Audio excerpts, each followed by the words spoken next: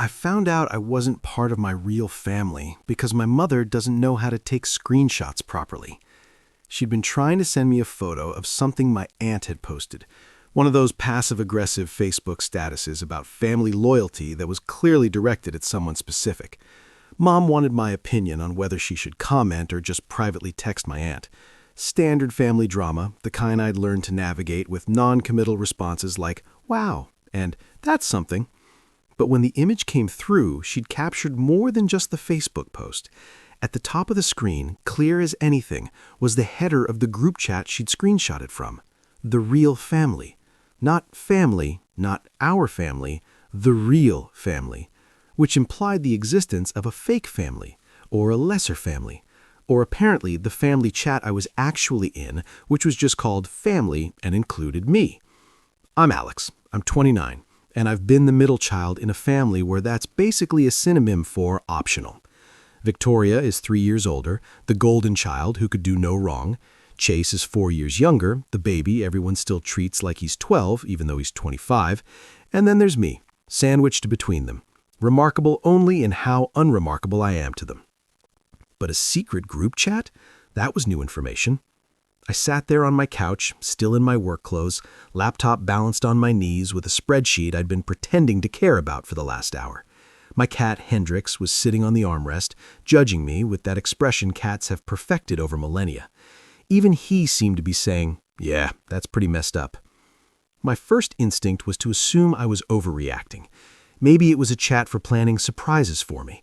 Maybe it was something innocent. Maybe there was a perfectly reasonable explanation. Then I remembered this is the same family that forgot my birthday 3 years running, the same family that planned a trip to Hawaii and didn't tell me until they were posting beach photos on Instagram, the same family that had a miscommunication about Thanksgiving last year that resulted in me showing up to an empty house because they decided to do dinner at Victoria's place instead, and somehow my invitation got lost. Nothing with my family required me to assume the best. Track records suggested otherwise. I opened our regular family chat, scrolled back through weeks of messages.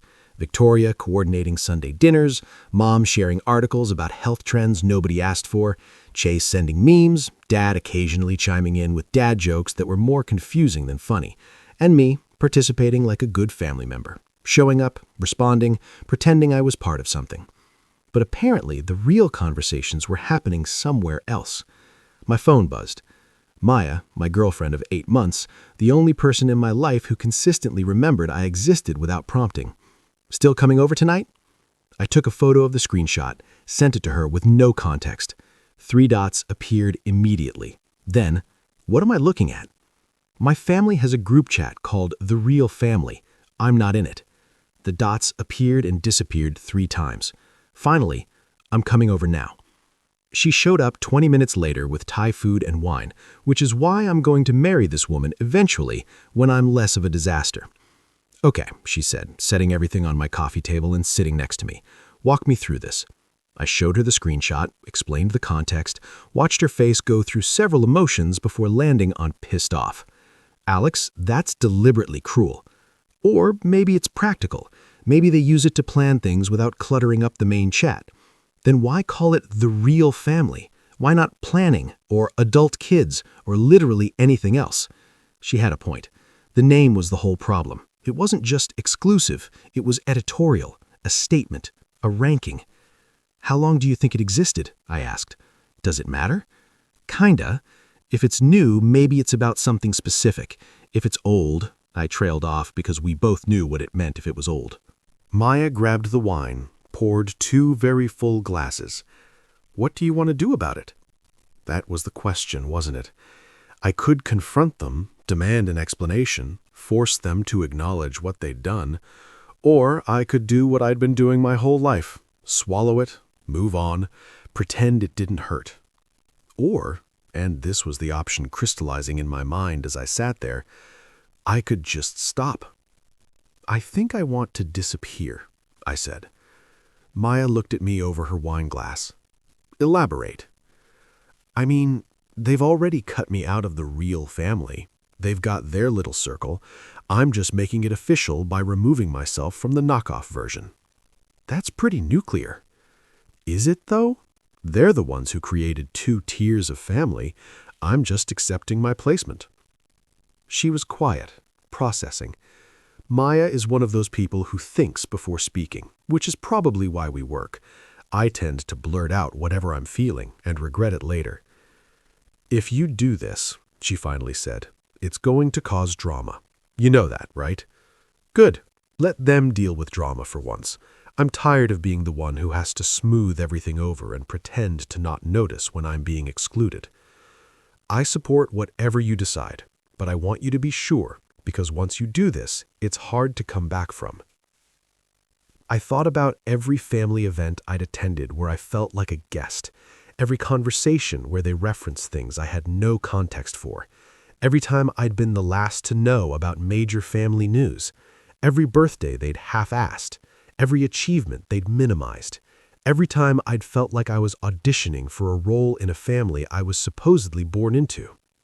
"I'm sure," I said. And just like that, I decided to ghost my entire family. The first day of silence was surprisingly easy. I woke up, went to work, came home, lived my life. My phone stayed quiet, except for Maya checking in, and my friend Josh asking if I wanted to grab drinks Friday. No family chat notifications, no mom asking what I was bringing to Sunday dinner, nothing. It felt like taking off shoes that had been too tight for years. Day 2, the family chat lit up with the usual Sunday dinner planning. Victoria asking who was bringing what, Mom sending a recipe she wanted to try, Chase saying he'd be late because of a thing. I watched the messages come in and didn't respond, just observed like I was studying a documentary about someone else's family. Day 3, Mom texted me directly. "Alex, are you coming to dinner Sunday? Need to know for head count." I stared at the message for a full minute.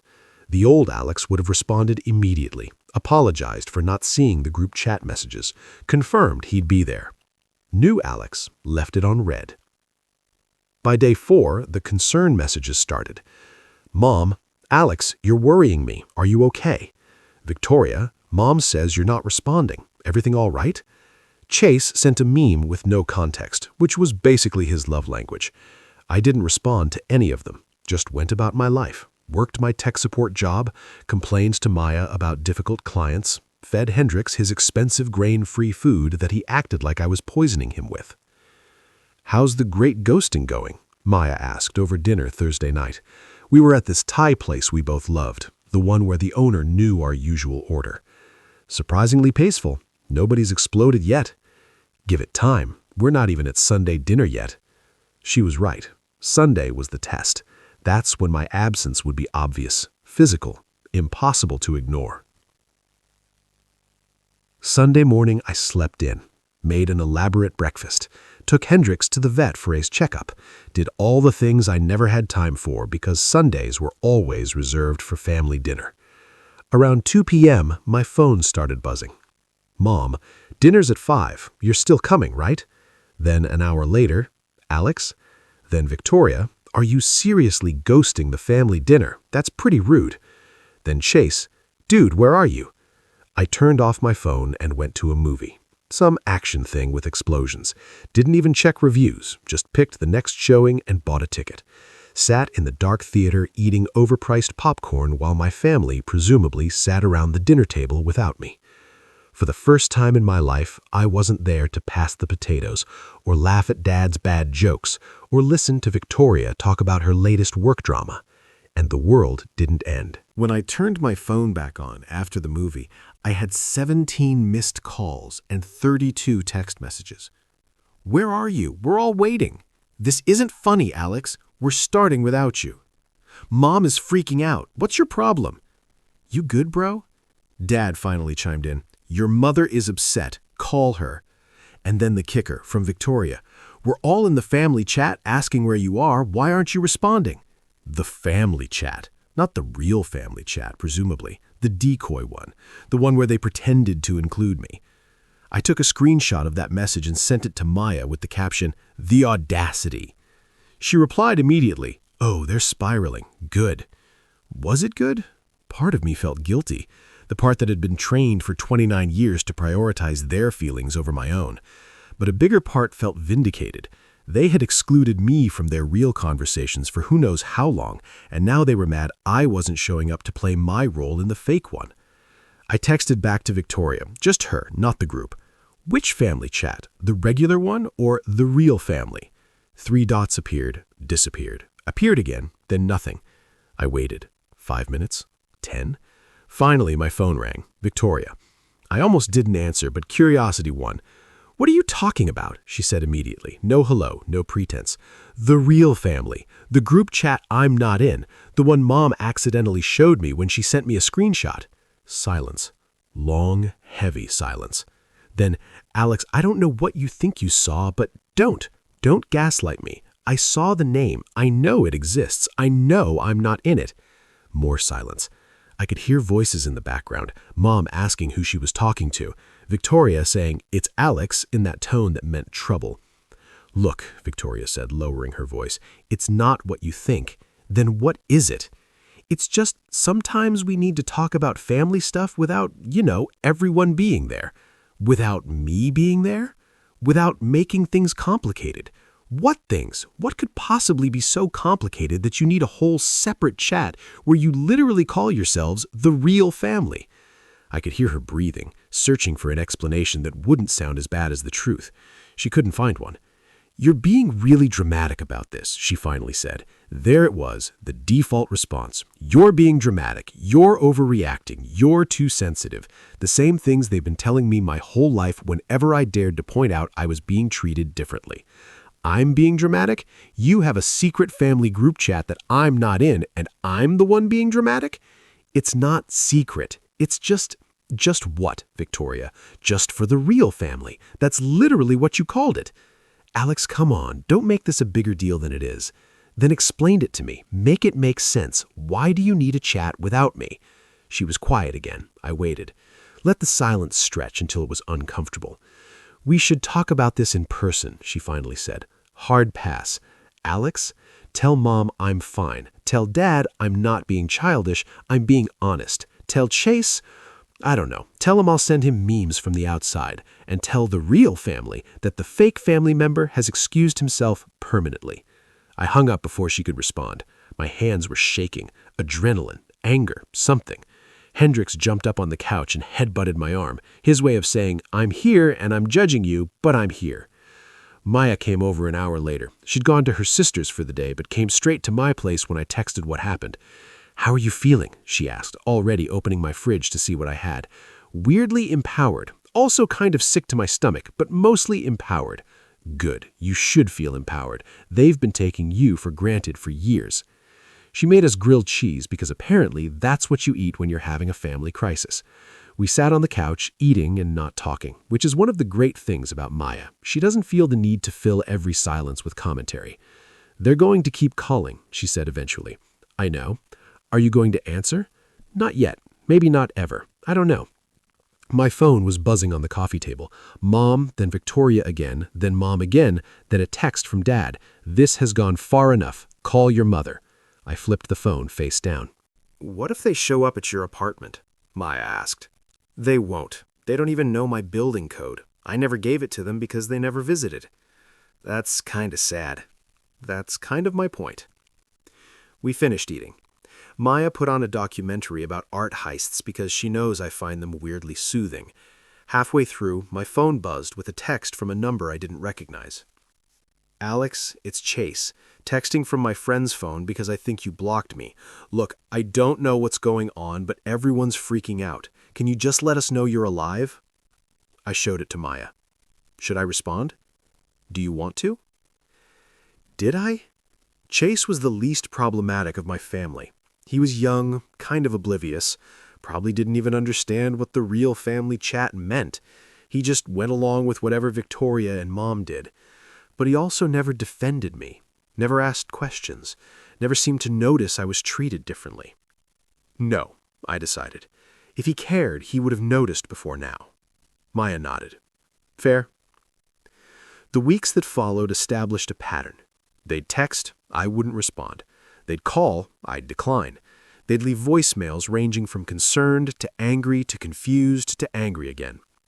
Mom, please, whatever I did, I'm sorry. Just talk to me. Dad, this is immature. Family doesn't treat each other this way. Victoria, you're being ridiculous. We're all worried. Chase, bro, come on, talk to us. I saved them all, not to respond to, but as evidence. Evidence of what? I wasn't sure yet, but it felt important to document that they were more bothered by my absence than they'd ever been bothered by my presence. 3 weeks in, something shifted. The messages slowed down. The calls became sporadic. It was like they'd collectively decided that if I wasn't going to respond, they weren't going to waste energy trying, which honestly proved my entire point. If they'd actually cared, they would have shown up. They would have driven to my apartment, demanded to see me, refused to let me disappear. Instead, they just let me go. Maya noticed before I did. We were having breakfast at my place and she was scrolling through her phone while I made scrambled eggs. When's the last time they texted you? I thought about it. Thursday, I think? Mom sent one of those "we love you even though you're being difficult" messages. That was 4 days ago. Huh. You realize what that means, right? They've given up. I plated the eggs, sat down across from her. Good. That's what I wanted. Is it, though? I knew what she was getting at. There's a difference between wanting space and realizing your family doesn't care enough to fight for you. The first is empowering. The second is just sad. I don't know what I wanted, I admitted. I just knew I couldn't keep pretending everything was fine. And now I feel like I won something, but I'm not sure what the prize is. We ate in silence. Hendrix wove between our legs, hoping for dropped food. Outside, someone was blasting music way too early for a Sunday morning. What are you doing for Thanksgiving? Maya asked. Thanksgiving. Right, that was coming up.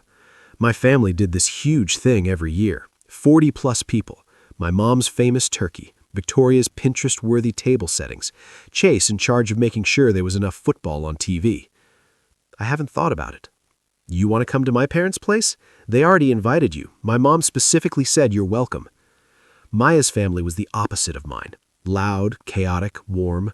Her 3 siblings actually liked each other. Her parents asked about my life and remembered my answers. The first time I'd had dinner there, her mom had hugged me goodbye and told me to come back soon. My own mom hadn't hugged me in years. Yeah, I said. I'd like that. Good, because my mom's already counting you in the head count and bought extra pie. October slid into November. Work got busy with year-end projects. Maya and I started looking at apartments together, talking about moving in, building something that was ours. Life continued without my family in it, and the world didn't end. I thought about them sometimes, wondered what they were saying in the real family chat, wondered if they missed me or if they were relieved, wondered if they'd even notice if I never came back. 2 weeks before Thanksgiving, Maya and I were at Target buying dish soap and paper towels, the kind of domestic errand that feels weirdly adult. My phone rang. Unknown number. I almost didn't answer, but something made me. Hello? Alex, it's Chase. Texting from my friend's phone because I think you blocked me. Look, I don't know what's going on, but everyone's freaking out. Can you just let us know you're alive? I showed it to Maya. Should I respond? Do you want to? Called your work. Said I was your brother and it was an emergency. They connected me. There better actually be an emergency. There is. Thanksgiving. Mom's having a breakdown about you not being there. She's called me like 10 times asking if I've heard from you. That's not an emergency. That's consequences. Dude, come on. Whatever happened, it's been 2 months. Can't you just let it go? Let it go. Like it was nothing. Like they hadn't had an entire secret group chat excluding me. Like I was the one being unreasonable. Chase, do you know about the real family chat? Silence. What? The group chat. The one I'm not in. The one that's literally called the real family. More silence. Then, yeah, but it's not like that. Then what's it like? It's just, sometimes we need to talk about stuff without making it a whole thing, like planning your birthday or whatever. My birthday was in August. You guys forgot it. We didn't forget, we were just busy and then it was awkward. Chase, stop. Just stop. You don't get to rewrite history. You forgot my birthday. You have been forgetting me for years. The chat is just proof of what I already knew. That's not fair. What's not fair is being part of a family that treats you like an optional add-on. What's not fair is finding out your whole family has a group chat you're not in and being told you're dramatic for being hurt by it. Chase, save it. Tell Mom I'm fine. Tell her I'm having Thanksgiving somewhere I'm actually wanted. Tell Victoria I'm not being dramatic, I'm being honest. And tell the real family that I'm good without them. I hung up. My hands were shaking again. Maya took the phone from me, pocketed it. "Let's go home," she said. That night, I blocked all their numbers. Not out of anger, but out of necessity. Every time they called, every message they sent, it was a hook pulling me back toward people who never made me feel valued. I needed to cut the line completely. Thanksgiving week arrived. My phone stayed quiet. No frantic calls from Mom, no guilt trips from Dad, no memes from Chase. Just silence. That should have felt like victory. Instead, it felt like confirmation. Maya's Thanksgiving was everything mine wasn't. Her family hugged me when I arrived. Her dad asked about my work and actually listened to the answer. Her little sister made me try her experimental cranberry sauce that was actually pretty good. Her mom kept making sure I had enough food, enough space, enough everything. After dinner, while we were doing dishes, Maya's mom pulled me aside. "I know Maya told you a bit about your family situation. I'm sorry you're going through that. It's okay. I'm okay. You know what I tell my kids? Family is the people who show up, not the people you're related to. The people who actually show up when it matters." I felt something crack in my chest. "Thank you. You're always welcome here, Alex. Always." I excused myself to the bathroom and cried for 5 minutes. Not sad tears exactly, just overwhelming relief that somewhere in the world there were people who thought I was worth showing up for. December came. Work holiday party, Christmas shopping with Maya, making plans for New Year's. My life was full, busy, good. The Alex-shaped hole in my family apparently wasn't big enough for them to notice, or maybe they just rearranged around it. Then, 2 weeks before Christmas, Maya and I got engaged. It wasn't planned. We were walking through this light display at the botanical gardens, and she turned to me and said, "I want to do this forever. The walks, the Target runs, the everything. Marry me?" I said yes before she even finished the question. We decided on a quick wedding. Small, intimate, just us and a few close friends. Maya's family, obviously. Mine? Well, I had a decision to make. "You don't have to invite them," Maya said when we were making the guest list. "This is our day." I know, but part of me feels like I should. Like if I don't, I'm the one being petty. "Chase, they excluded you from their real family chat. You're allowed to exclude them from your wedding." She was right. Of course she was right. 2 weeks before the wedding, I unblocked their numbers. Not to invite them, just to see if they noticed I blocked them in the first place. 17 missed calls, 43 texts, most from Mom, ranging from worried to angry to worried again. The most recent, from 3 days ago. "Alex, please, it's Christmas. We need to talk." I didn't respond, just blocked them again. Maya found me staring at my phone. "You okay?" "They texted over Christmas, wanting to talk." "What are you going to do?" "Nothing. I'm going to marry you, go on our honeymoon to Bali, and live my life. They can have the real family. I've got my actual family now." She kissed me. "Damn right you do." We got married on a cold February afternoon. Small ceremony, smaller reception. Maya's family filled most of the seats. My side had Josh and a few work friends. Nobody seemed to notice the asymmetry. During the vows, when I said, "Family is who shows up," Maya squeezed my hands. We both knew what I meant. The reception was winding down when my phone started buzzing. I'd left it on a table, hadn't checked it all day. Maya saw it first. "Alex, you need to see this." It was my Ring camera, the one at my apartment. I'd set it up months ago for package deliveries. There on the screen was my entire family. Mom, Dad, Victoria, Chase, standing at my door, knocking, waiting. The timestamp? Today. right now. "They're at my apartment," I said, showing Maya the footage. "During your wedding?" I scrolled back through the alerts. They'd been there for 20 minutes, knocking, ringing the bell, checking their phones. We watched in real time as Mom tried the doorknob, as Victoria peered through the window, as Dad called someone, probably me, and as Chase sat down on the hallway floor, looking defeated. "What do you want to do?" Maya asked. I looked at my wife, my friends, the life I'd built, then back at the screen and my family, still waiting at a door that wasn't going to open. "Nothing," I said. "I want to do absolutely nothing." We left for Bali the next morning. 14-hour flight. Both of us exhausted from the wedding, but giddy in that newlywed way. Maya slept most of the flight with her head on my shoulder. I kept checking the ring camera footage on my phone. My family had stayed at my door for 47 minutes. I watched the whole thing in segments during layovers. Mom knocked periodically. That mom knock that somehow sounds disappointed even through a camera. Dad paced. Victoria checked her phone constantly, probably texting the real family chat about how I still wasn't answering. Chase eventually gave up and sat against the wall. At minute 32, Mom started crying. I watched Dad put his arm around her, watched Victoria say something I couldn't hear, watched them all look at each other like they couldn't comprehend why the door wasn't opening. Because they'd always assumed I'd open the door. That was my role.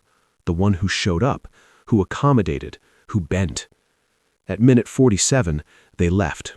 Mom looking back one more time, like maybe I'd suddenly appear. I saved the video and put my phone away. Bali was perfect.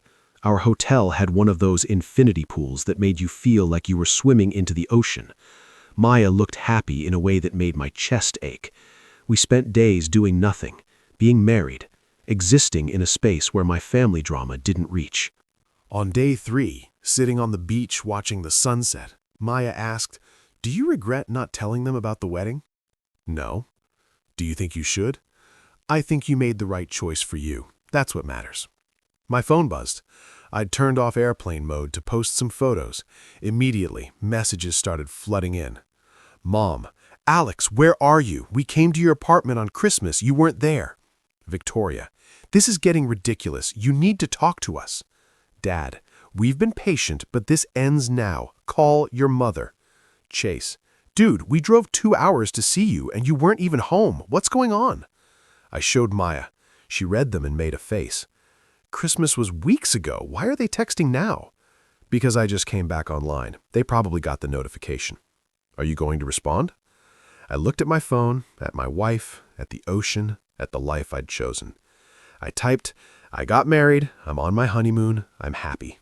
That's all you need to know." Sent it to the family chat, the fake one, the one I was in. Let them share it with the real family however they wanted. Then I turned my phone off completely.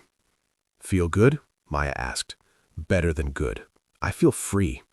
The responses came after we landed back home. I waited 2 days before checking, curious what the fallout looked like. "Mom, you got married? To who? When? Why weren't we invited?" Victoria, "This is insane. You got married without telling your family?" Dad, "This is unacceptable. We're coming over. We need to talk."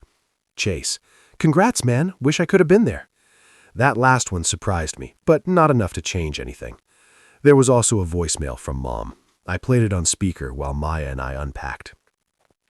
"Alex, it's Mom. I don't understand what's happening. You got married and didn't tell us? I don't even know what to say. We're your family. We love you. Whatever we did to make you this angry, I'm sorry. Please just talk to us. Please." She was crying by the end. Maya looked at me, waiting for my reaction. "Do you feel guilty?" she asked. "A little, but not enough to change my mind." Good. I deleted the voicemail. Blocked their numbers again, this time permanently. Maya's mom called later that week. "Sweetheart, I heard your family's been trying to reach you. You okay?" "I'm fine. Better than fine, actually." "Your mama, biological one, I mean, she found our number somehow, called asking if we'd seen you." "What did you tell her?" Told her you were on your honeymoon with your wife and were very happy. She seemed surprised you were married. That's because I didn't tell them. I figured. Look, I don't know the whole story and you don't have to tell me, but if you ever need a mom, mine's available. Just saying. I might have cried a little after that call. Life settled into a new normal. Maya and I in our apartment, building our life, making our own traditions. Sunday dinners became our thing, not theirs. Holidays were with her family, who never made me feel like an outsider. My family tried a few more times. Cards in the mail that I returned unopened, a Facebook message from Victoria that I ignored, an email from Dad that I deleted without reading. Eventually, they stopped. Or maybe they just realized I wasn't coming back. 6 months after the wedding, Maya and I were having breakfast when she said, "I ran into your mom yesterday." I nearly dropped my coffee. What? At Target. She was in the checkout line behind me. Recognized me from my profile picture, I guess. What did she say? Asked how you were, if you were happy, if there was anything she could do to fix this. What did you tell her? That you're very happy. Did we have a good life? That maybe the best thing she could do is accept that you've moved on. How'd she react? She cried, paid for her stuff, and left. I sat with that for a moment. Felt something, but I wasn't sure what. Sympathy, vindication, sadness. All of it, maybe. Do you think I'm being too harsh? I asked. Maya reached across the table, took my hand.